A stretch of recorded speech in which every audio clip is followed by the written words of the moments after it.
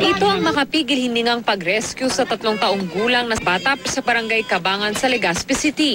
Aksidente raw siyang nahulog mula sa ikalawang palapag ng bahay at naipit sa pagitan ng 2 pader. Maingat ang mga rescuers sa pag-alis sa kanya mula sa pagkakaipit. Napakakitid ang pagitan ng 2 pader kaya't kinailangan pang gumamit ng maso at cutter. Naglagay rin sila ng unan sa tabi ng bata para hindi matalsikan ng minamasong simento. Sa kada pukpok, natatakot ang bata at umiiyak. Kaya naman ang kanyang nakatatandang kapatid, pilit siyang kinakalma. Dito si ate! Hindi man yan! Sige, be, gawro na ng be!